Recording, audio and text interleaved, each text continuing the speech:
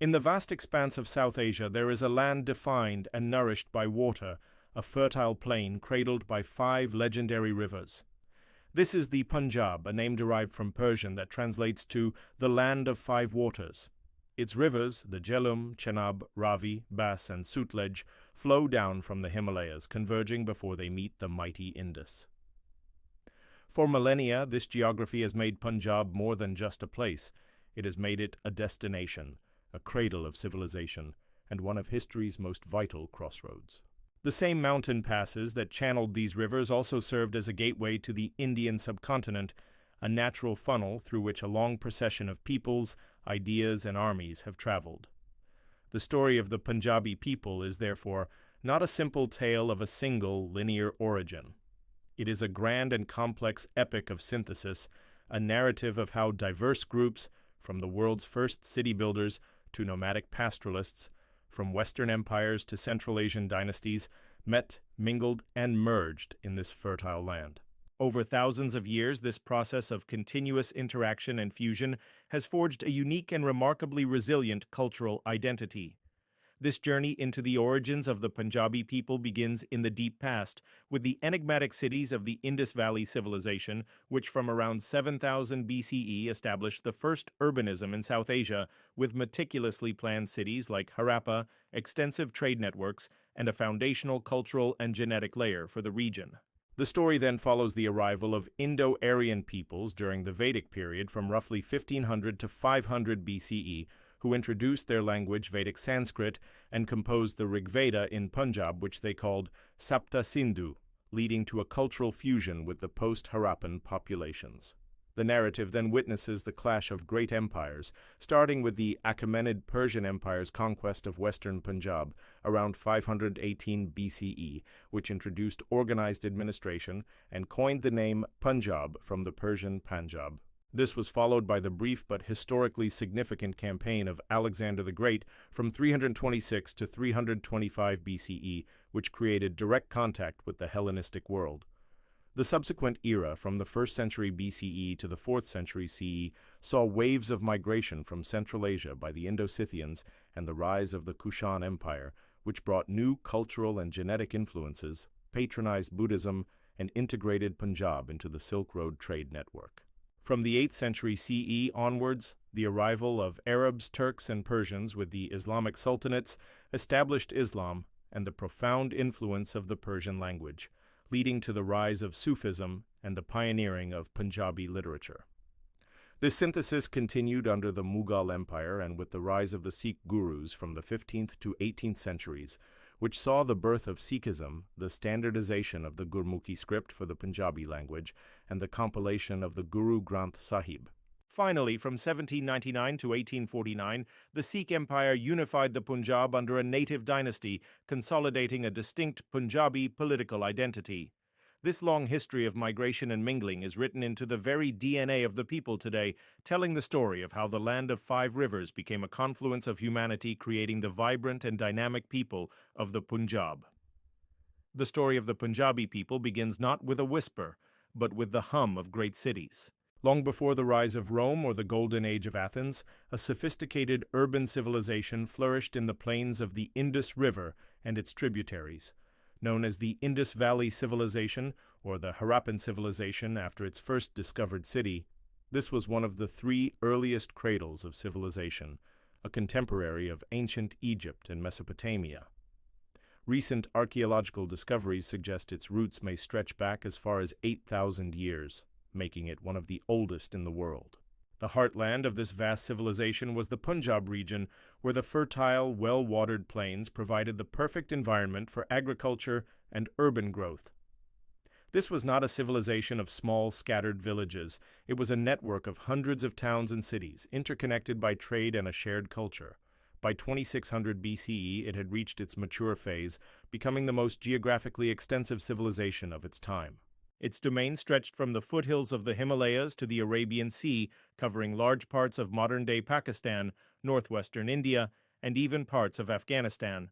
The population of the subcontinent during this era is estimated to have grown to between 4 and 6 million people, with major urban centers like Harappa and Mohenjo-Daro each housing between 30,000 and 60,000 residents, a staggering number for the ancient world. The city of Harappa, located in the Punjab province of modern-day Pakistan, stands as a testament to the incredible achievements of this early culture. Unlike cities in other parts of the world that often grew organically from small settlements, Harappan cities were meticulously pre-planned and constructed with remarkable precision. This demonstrates a high degree of social organization and a strong, centralized administration capable of coordinating large-scale public works. The layout of Harappa reveals a sophisticated understanding of urban design. The city was typically divided into two main sections: a raised fortified area known as the Citadel to the west, which likely housed public and religious buildings, and a larger lower town to the east where the general population lived. The streets were laid out in a grid pattern, running straight from north to south and east to west, creating orderly city blocks. The building material of choice was brick, both sun-dried and baked, and what is astonishing is that these bricks were standardized in size and proportion across the entire civilization, from Harappa in the north to Lothal in the south. Perhaps the most impressive feature of Harappan cities was their advanced infrastructure. They possessed an elaborate water management and sanitation system that was unparalleled in the ancient world. Many houses had their own private wells, bathrooms, and even flush toilets that were connected to a city-wide network of covered drains running along the streets. This system, designed to carry away wastewater and prevent disease, was more sophisticated than that of many European cities thousands of years later. Large public structures also dotted the landscape, including massive granaries for storing surplus grain, a sign of a successful agricultural economy, and, most famously at Mohenjo-daro, a large public bath known as the Great Bath, which may have been used for ritual purification. While the Harappan script, found on thousands of small stone seals, remains undeciphered, the artifacts they left behind offer a fascinating window into their world. These seals, intricately carved with images of animals like bulls, elephants, and rhinoceroses, were likely used for trade and administration. The discovery of Harappan seals and beads as far away as Mesopotamia is clear evidence of a thriving, long-distance international trade network. The people of the Indus Valley were skilled artisans, producing beautiful pottery, intricate beadwork from semi-precious stones, and fine metalwork in copper and bronze. Their spiritual life is more speculative, but the artifacts hint at a rich belief system. Thousands of terracotta figurines, predominantly female, have been found, leading many scholars to believe they worshipped a mother goddess associated with fertility. One of the most famous seals depicts a seated figure in a yogi-like posture, surrounded by animals. Some have identified this figure as a proto-Shiva, a possible early form of the Hindu deity, suggesting that some beliefs and practices may have roots that extend back to this ancient period. The reverence for certain animals, like the bull, and trees, like the pipal, also points to spiritual traditions that echo in later South Asian cultures. Around 1900 BCE, after centuries of stability and prosperity, the great cities of the Indus Valley began to decline. This was not a sudden, violent collapse caused by invasion, as was once thought. Instead, the archaeological record points to a gradual, centuries-long process of transformation and de-urbanization. The quality of construction in the cities declined, drainage systems fell into disrepair, and the standardized artifacts began to be replaced by more diverse, regional styles. The primary cause for this change is now widely believed to be environmental. Paleoclimatic studies have shown that the climate in the region became more arid, and the South Asian monsoon system, which was crucial for agriculture, weakened and became more erratic. At the same time, tectonic activity may have caused major rivers to shift their courses or dry up altogether. The Ghaggar-Hakra River, once a mighty waterway supporting a high concentration of Harappan settlements, began to diminish, leaving cities without a reliable water source. Faced with these environmental challenges, the urban system that relied on large agricultural surpluses and trade could no longer be sustained. But the people of the Indus Valley did not simply vanish. They adapted. They began to abandon the large cities and migrate to smaller, more sustainable rural settlements, moving eastward towards the Gangetic Plains and southward into Gujarat. This dispersal meant that the knowledge, traditions, and most importantly, the people of the Harappan civilization became the foundational layer for the subsequent cultures of the subcontinent. They were not a lost civilization, but the very bedrock upon which the future story of Punjab would be built. Their decline was not an end, but a transformation that set the stage for the next great chapter in the region's history. Following the decline of the great Harappan cities, the landscape of Punjab entered a period of transition. The bustling urban centers gave way to a more rural, decentralized society. It was into this post-Harappan world that new groups of people began to arrive from the northwest. These were speakers of an old Indo-Aryan language, an early form of Sanskrit, who are believed to have migrated from the Eurasian steppes in a process that unfolded over several centuries, roughly between 1800 and 1500 BCE. It is essential to understand that this was not a single, sudden event. The once popular theory of a violent Aryan invasion that destroyed the Indus Valley civilization has been largely dismissed by modern scholarship due to a lack of archaeological evidence. Instead, the picture that emerges is one of a gradual and prolonged migration of semi-nomadic pastoral tribes. These people brought with them a new language, a distinct set of religious beliefs, and a social structure centered on clans and tribal assemblies. The first home of these Indo-Aryan peoples in the subcontinent was the Punjab. In their sacred texts, they called this region Sapta Sindhu, the land of the seven rivers, referring to the Indus and its major tributaries. It was here, amidst the fertile plains and flowing waters of Punjab, that their culture took root and flourished. This period, known as the Vedic Age, is named after the Vedas, the oldest scriptures of Hinduism, which were composed during this time. The most ancient and important of these texts, the Rig Veda, was composed in the Punjab between approximately 1500 and 1200 BCE. This makes the Punjab the cradle of Vedic civilization. The hymns of the Rig Veda, dedicated to deities like Indra, the god of war and thunder, and Agni, the god of fire, provide a vivid portrait of early Vedic society. It was a world of pastoralists where wealth was measured in cattle, and the horse-drawn chariot was a symbol of power and prestige.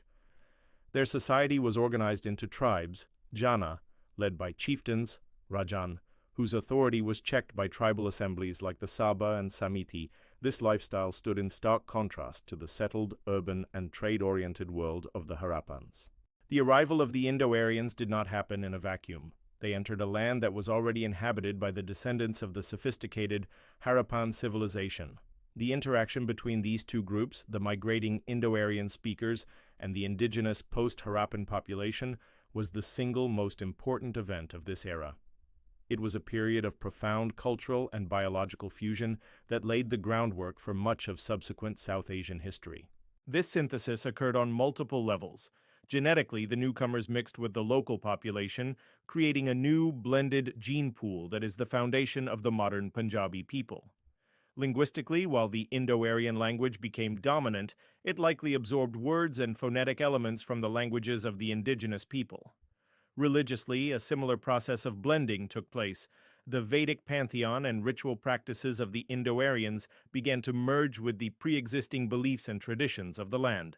Elements that seem to have Harappan roots, such as the reverence for certain animals, the practice of yoga-like meditation, and figures resembling the deity Shiva, eventually found their place within the broader framework of developing Hinduism.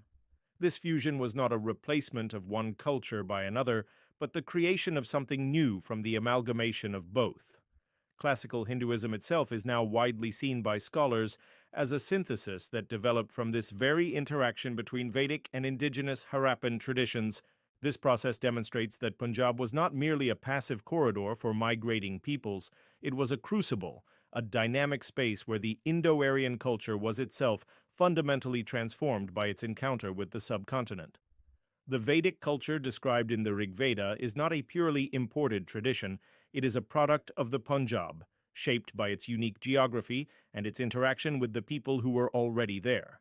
It was this Punjab-forged culture that, over the following centuries, spread eastward from the Sapta Sindhu into the Gangetic Valley, carrying with it the seeds of a new civilization. After the Vedic period, Punjab's strategic location on the northwestern frontier of the subcontinent ensured it would become a stage for the ambitions of great empires. For nearly 1,000 years, the region was a dynamic crossroads where cultures from the west and north met, clashed, and mingled with the local population. This era cemented Punjab's identity as a global meeting point, a place that not only received foreign influences but actively absorbed and reshaped them. The first of these great imperial powers to arrive was the Achaemenid Empire of Persia. Around 518 BCE, the powerful Emperor Darius I conquered the western parts of Punjab, annexing the lands up to the Indus River and making them a part of his vast domain. This new province, known as the satrapy of Hindush, was considered the wealthiest and most populous in the entire Persian Empire, contributing a significant amount of gold dust as tribute. The Persian conquest had a lasting impact. It introduced a new system of organized administration and, most enduringly, gave the region the name by which it is known today. The Persians, translating the older Sanskrit name Panchanada, land of 5 rivers, called the area Punjab, meaning 5 waters.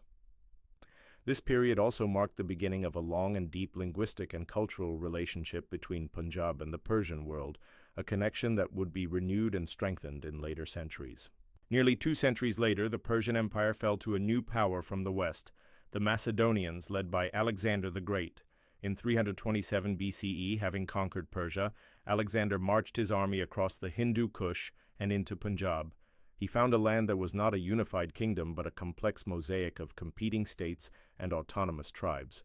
Some rulers, like Ambi of Taxila, submitted to Alexander, but others offered fierce resistance.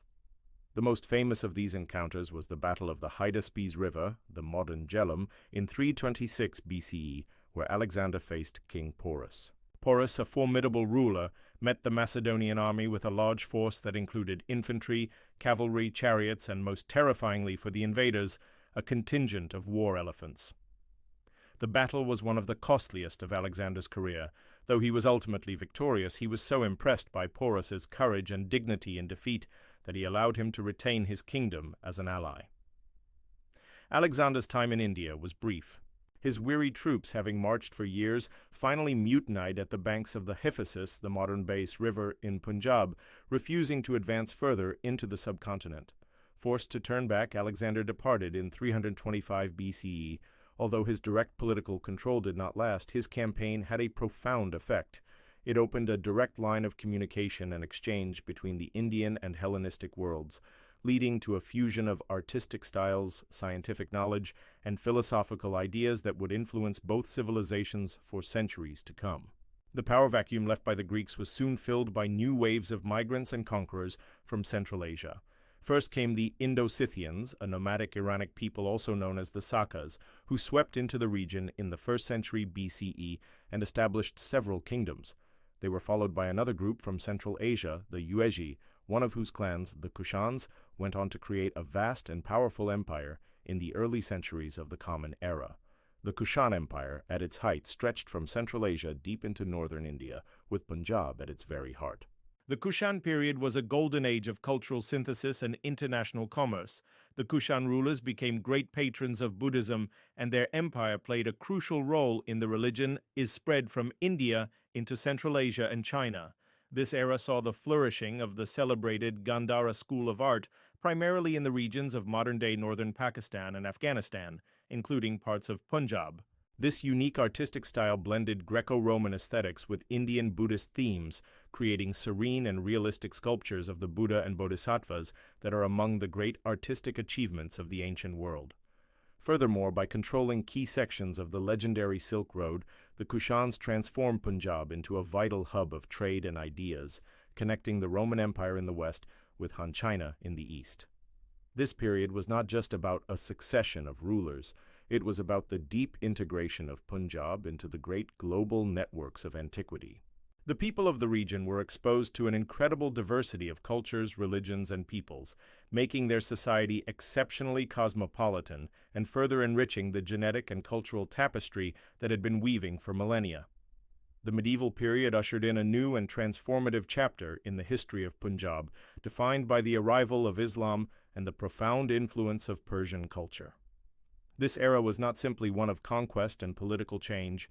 It was a period of intense cultural synthesis where new faiths, languages, and ideas blended with the existing traditions of the land to create a vibrant and complex society.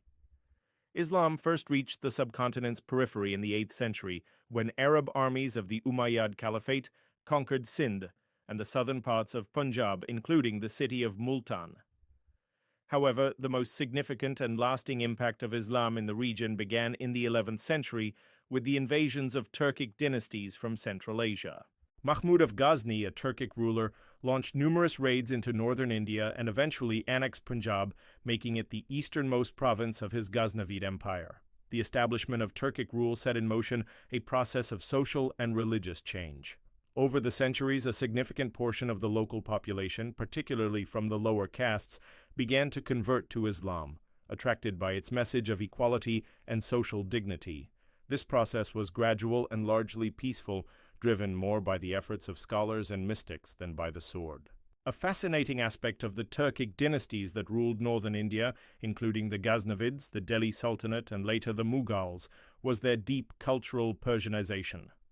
Though their mother tongue was often Turkic, they had absorbed Persian culture and adopted Persian as the official language of their courts, administration, and high culture.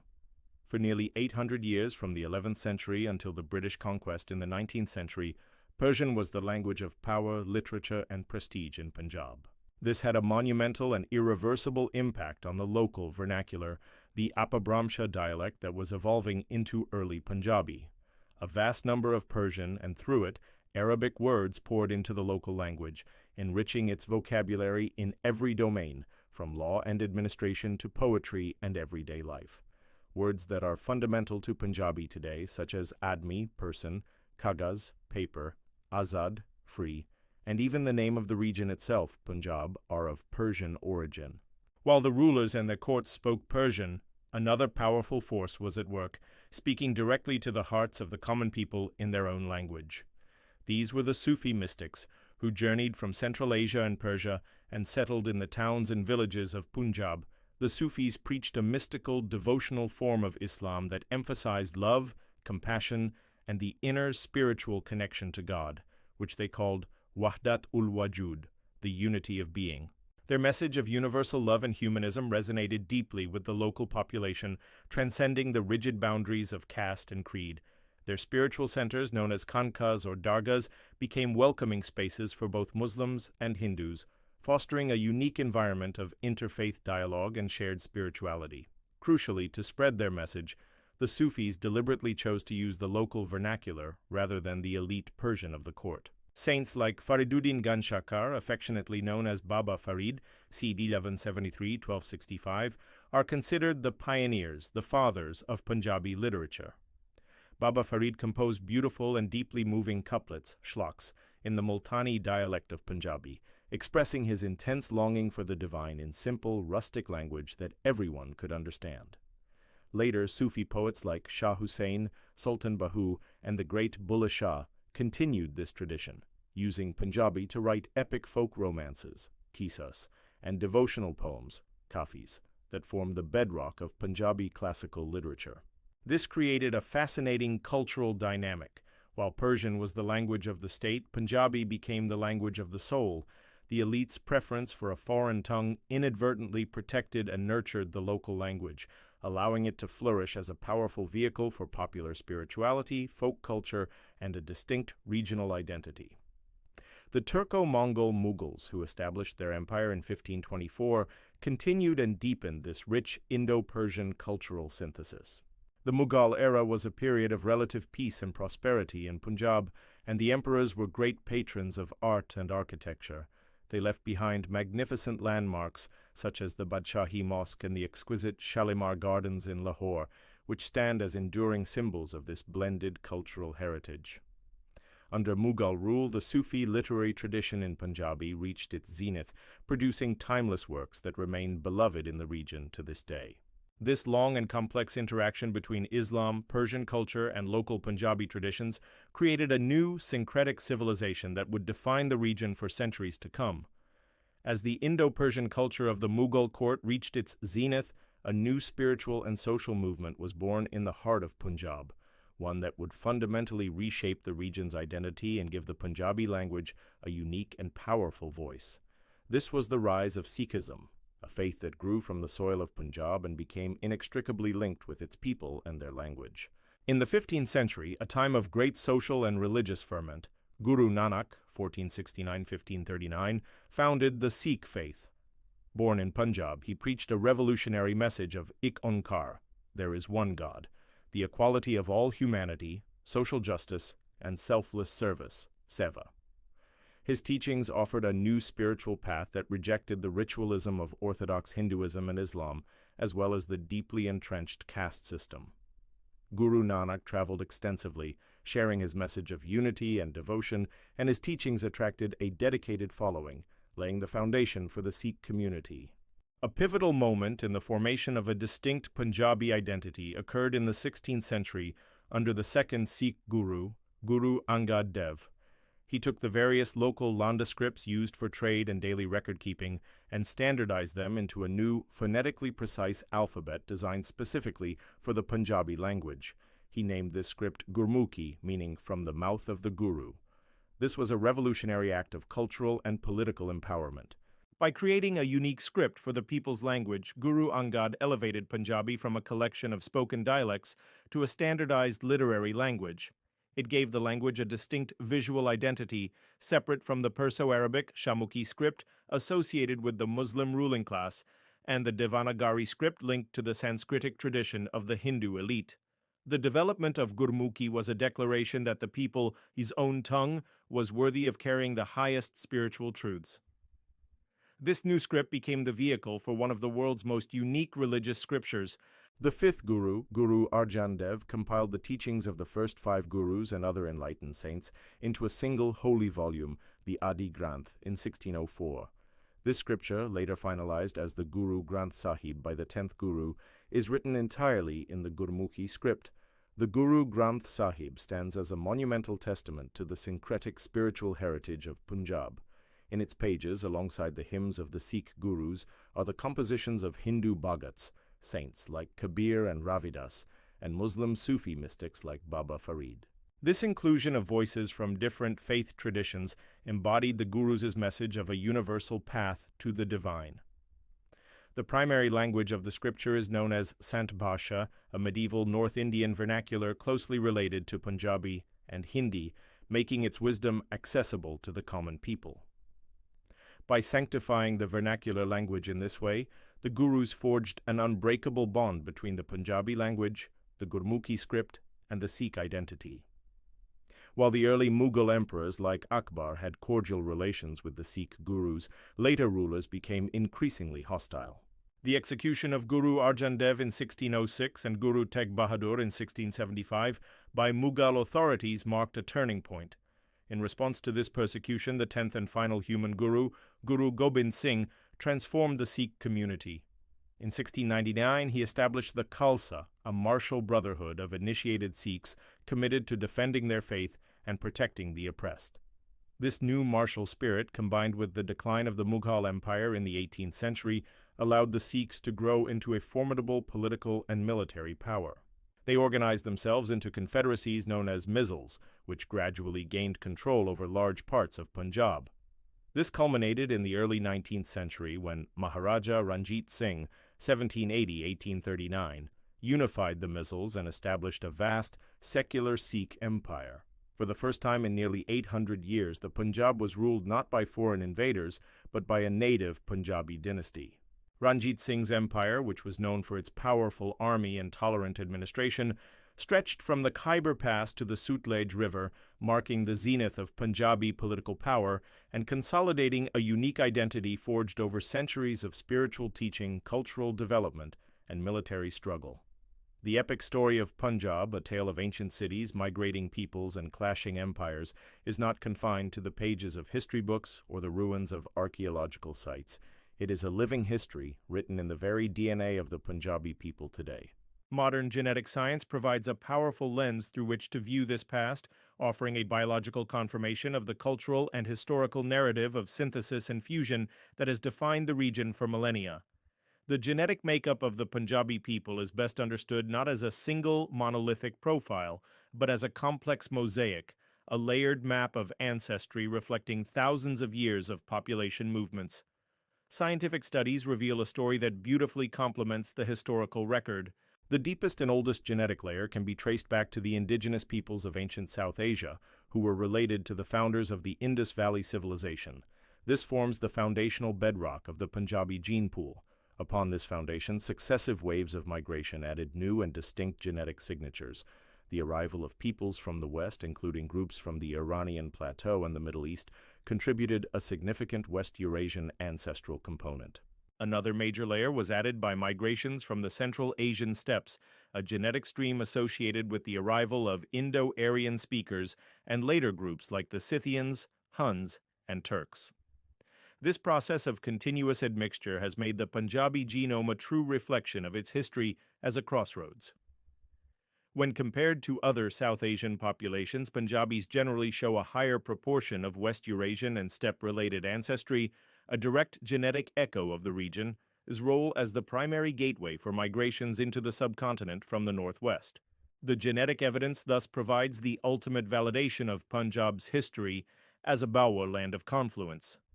It proves that the cultural synthesis seen in language, religion, and art was accompanied by a real biological mixing of peoples over many centuries. Just as there are diverse dialects and cultural traditions within Punjab, there is also a degree of genetic diversity. Studies have shown that different communities, castes, biradaris, and religious groups within Punjab can exhibit subtle variations in their ancestral mixture. These differences reflect their own unique histories of endogamy, marrying within a community, migration, and social structure. For example, some groups may have a slightly higher proportion of one ancestral component over another, painting a detailed picture of the region's complex social fabric.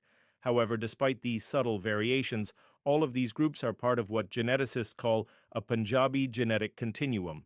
They are more closely related to each other than to geographically distant populations and share a common ancestral history rooted in the land of the five rivers. The genetic story of Punjab is therefore one of both shared origins and diverse histories, perfectly mirroring its cultural identity. The Punjabi people today are the living embodiment of this long and dynamic history of fusion. Their DNA is a library containing the stories of all the diverse peoples who, over thousands of years, made Punjab their home. The journey to the origins of the Punjabi people is a voyage through the very heart of human history in South Asia. It begins with the sophisticated, orderly cities of the Indus Valley, the first great civilization of the subcontinent, which laid the foundational cultural and genetic bedrock of the region. It continues through the pastoral world of the Vedic age, where the sacred hymns of the Rig Veda were composed and sung on the plains of the Sapta Sindhu, and where the fusion of migrating Indo-Aryan peoples with the indigenous post-Harappan population began a process of synthesis that would become the region's defining characteristic. This land of five rivers then became a global crossroads, a stage upon which the great empires of the ancient world, Persians, Greeks, Scythians, and Kushans, left their indelible marks. Each wave of newcomers brought new languages, new beliefs, and new genes, which were not simply imposed upon the land, but were absorbed and integrated into its ever-evolving cultural fabric. The medieval era witnessed another profound transformation with the arrival of Islam and the pervasive influence of Persian culture. In the midst of this, the voice of the Sufi saints rose, championing a message of universal love in the people's own emerging language and creating a shared spiritual heritage that bridged religious divides. From this rich, syncretic soil grew the Sikh faith, a movement that gave the Punjabi language a sacred script, Gurmukhi, and forged a powerful new identity that culminated in a sovereign Punjabi empire. This long and complex history, a story of adaptation, absorption, and innovation, is confirmed by modern genetics, which reveals a people whose DNA is a mosaic of ancestries from ancient South Asians, the Iranian Plateau, and the Central Asian steppes. The essence of the Punjabi identity, therefore, lies not in a single, pure origin, but in its remarkable capacity for synthesis. It is a culture defined by its resilience and its ability to welcome, absorb, and transform outside influences into something uniquely its own. The story of the Punjabi people is an unfinished epic, a testament to a dynamic heritage forged in a fertile land of confluence. The unbroken thread of their history, woven from countless different strands over 5 millennia, continues to be spun today, not only in their homeland, but in every corner of the globe where their vibrant culture has taken root.